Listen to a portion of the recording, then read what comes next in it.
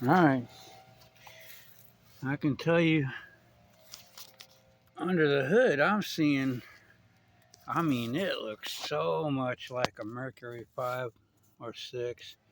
The plastic intake cover, carburetor and fuel pump they're not exactly the same, but there's just very little subtle differences. Um, we got the fuel shut off here on the side. We got a plastic tank instead of a metal one. Fuel filter looks,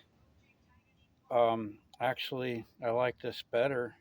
It's easier to replace this fuel filter than the Mercury I had the fuel filter in the fuel line itself.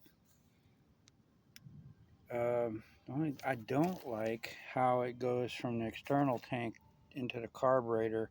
The fuel filter should be here so that it's filtering both fuel from the onboard tank or the external tank. And looks like we got this clamp on the wrong side of the lip here on this.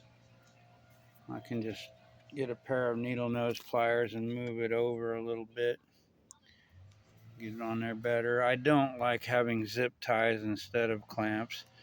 um, I don't like these squeeze clamps anyway. I prefer to replace them all with actual stainless steel screw clamps. But you got the spark timer coil here on the outside, just like the Mercury. You got the neutral safety lockout here, so it doesn't start unless it's in neutral. That's just like the Mercury's. And I believe the Nissans too are very similar. Got your spark plug coil here and your ignition control timing here, or ignition. It's That's basically the brains of the operation there. Uh,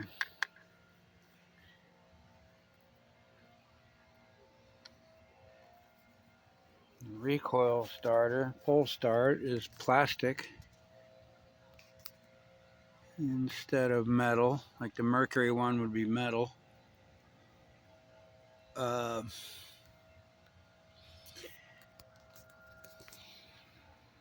but other than that, the power head, it all looks just like a Mercury 5-horse, including the lower unit.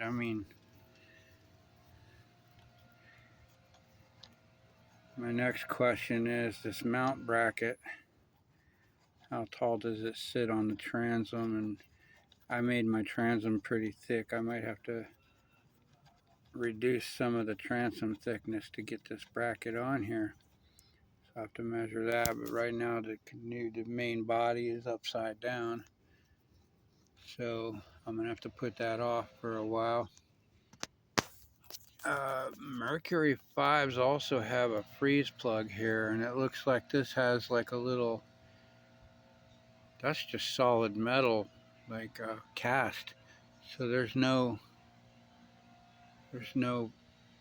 joint there. This is all solid metal. So looks like they don't actually punch out and put a freeze plug in there, which is fine because the water drains out of the motor whenever you're done using it. I have never had need for that plug.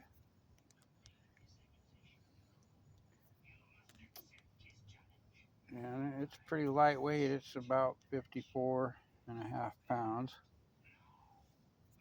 more around 55 pounds. 54.572, something like that. I'm not good with kilograms, but yeah, I like it so far. Looks like it's all put together right as far as I could tell on visual inspection. So I'm getting ready to finish up these rudders and steering arms, and I just finished the hammerhead, the main body. I was finishing up this lobe here where I can connect the outriggers to. So I'm also working on sealing up the lee boards. The edges of them are still not glassed, so I got some more work to do on those. I'm going to put some handles here so that when I slide them into their slot, they sit on a handle. And it looks like we're about to get some rain, so time to put this away, put it up in the shed for now, and I shall see y'all later. Have a great day, and very soon I will be demonstrating on that lake over there. Take this out and do a float test. Trace my water line with the motor on it and a jug full of gas or two.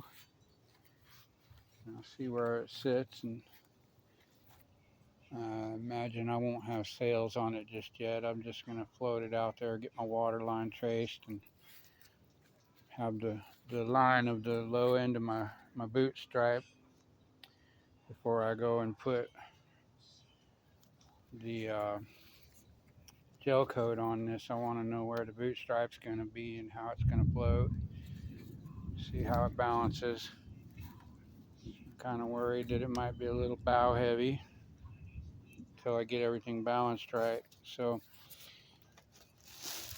yeah, yep, it's raining. Gotta go. Y'all have a great one. Until next time, have a great day.